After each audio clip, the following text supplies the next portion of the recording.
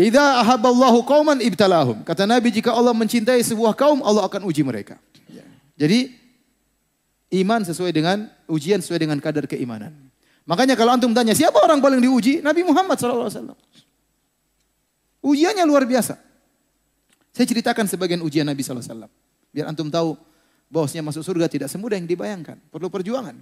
Nabi SAW lahir dalam kondisi yatim. Sudah enggak punya bapak. Kemudian dia dipelihara di Taif bersama ibu susuannya. Kemudian diambil lagi oleh ibunya. Pisah dari ibunya. Kemudian baru tinggal sama ibunya. Ya, sampai dia berumur 6 tahun. Waktu dia umur 6 tahun.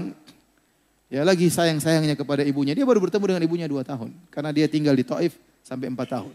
Rasulullah SAW 2 tahun mau diambil sama ibunya.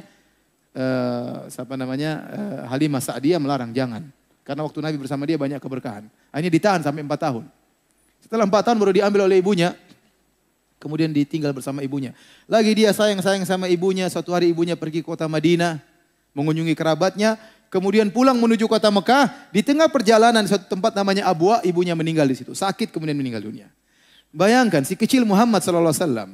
Melihat ibunya sakit sampai meninggal. Ini ujian luar biasa. Dan dia dalam kondisi sendiri.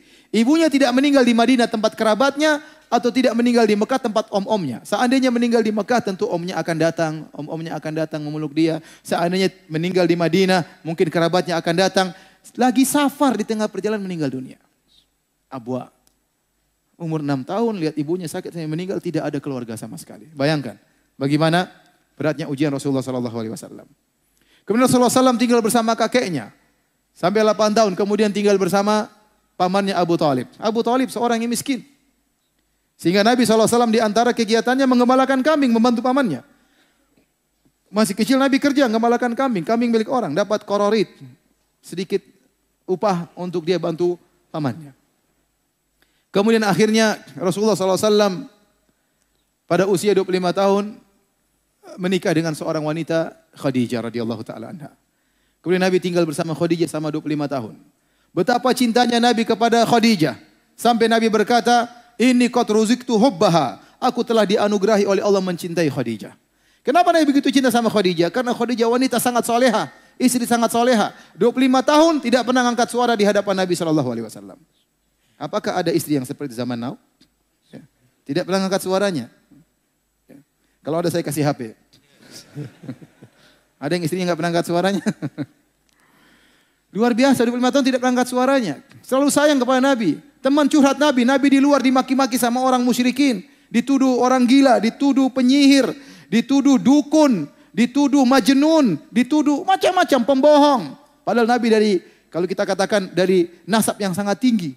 Tetapi dituduh dengan tuduhan tidak. Dia butuh teman curhat. Di mana? Di rumahnya Khadijah radhiyallahu taala anha. Ini Nabi sangat cinta kepada Khadijah.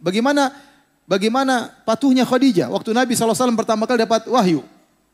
Nabi SAW tiba-tiba hubiba ilaihi al-khala. Rasulullah SAW ingin bersendirian. Maka dia minta izin sama istrinya ingin berkhalwat pergi ke Gua Hira. Minta bekal. Istrinya enggak tanya macam-macam. Mas, udah sini aja mas.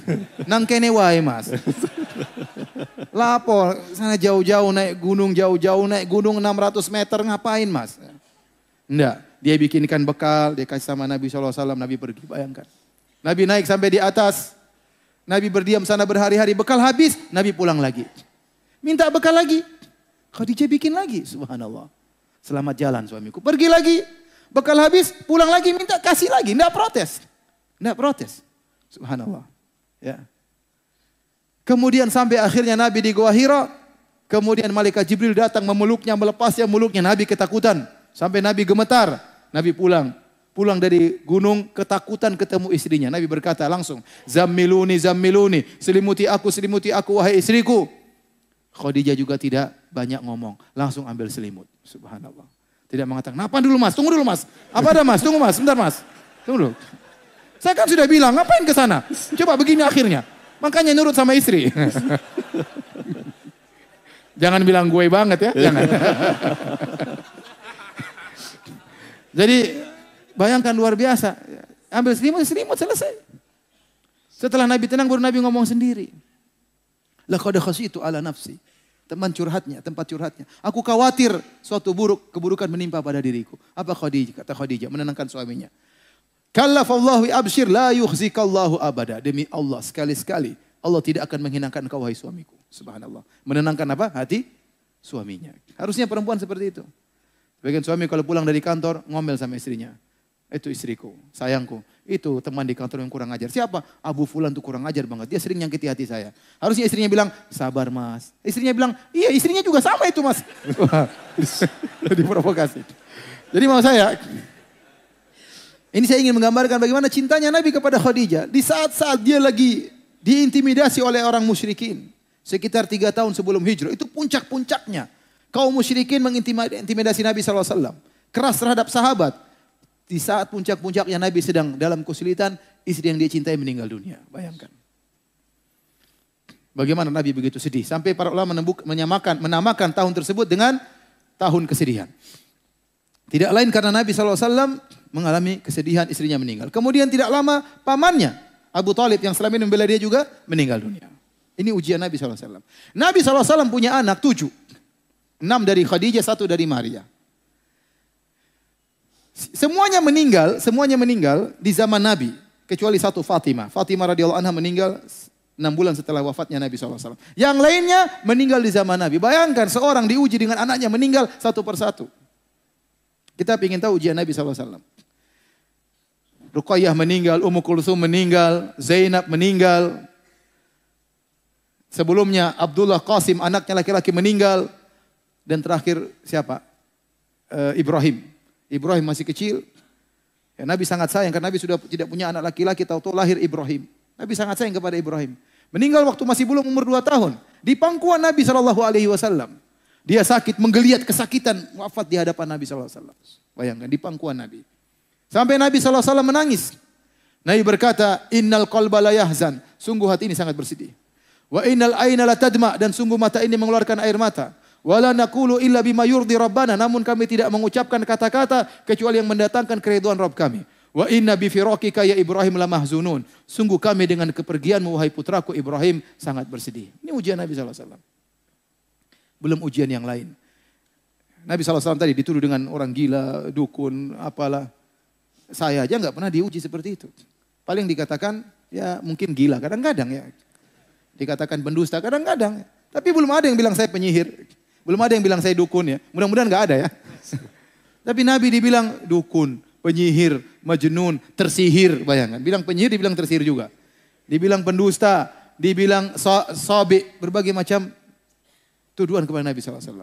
Belum Nabi SAW kalau sakit. Sakitnya panas 2 kali lipat. Makanya waktu Nabi SAW sakit akan meninggal dunia. Sebagian sahabat menyenguk Nabi SAW. Ternyata selimut sudah diletakkan di atas Nabi. Badan Nabi panasnya tembus sampai ke selimut. Sahabat pegang selimut panas sekali. Innaka latu aku wa'kan syadidan. Ya Rasulullah, sungguhnya engkau ditimpa dengan panas yang berat. Kata Nabi, benar. Kami para anbiya dikasih sakit 2 kali lipat daripada kalian. Kenapa bisa demikian? Karena pahala kami 2 kali lipat.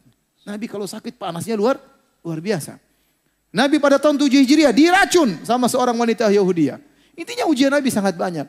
Ya, berdakwah dilempar sampai di Taif. Bayangkan waktu Nabi berdakwah di Taif. Nabi waktu keluar dari Taif dihina oleh orang-orang Taif. Bagaimana menghinanya? Dihadirkan anak-anak kecil sama orang gila. Menyambut Nabi keluar dari Taif. Kemudian dilempari sama kerikil. Itu cara mereka menghinakan seseorang. Sementara Nabi adalah cucu dari penguasa kota Mekah. Cucunya Abdul Muttalib.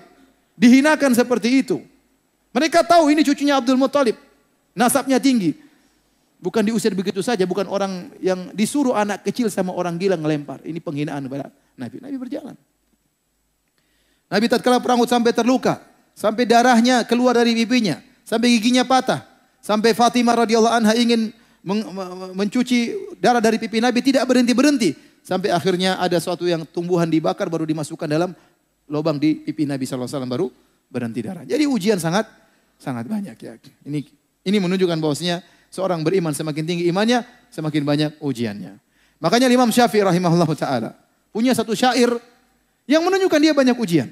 Meskipun dia tidak ungkapkan ujiannya apa. Tapi dia berkata dalam syairnya, mihanuz zamani kathiratun la tanqadi wa sururuhu ya'tika kal a'yadi.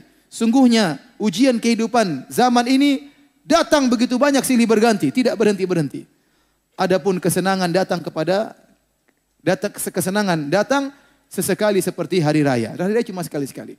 Ini menunjukkan Imam Syafi'i diuji dengan ujian yang sangat banyak. Rahimahullahu ta'ala. Oleh karenanya para hadirin dan hadirin Allah Subhanahu wa taala, seorang ya beriman pasti diuji. Tidak mungkin dia tidak diuji, ya. Pasti diuji, ya. Dengan ujian yang Allah kehendaki bagi dia dalam rangka untuk mengangkat derajatnya atau dalam rangka untuk menghapuskan dosa-dosanya.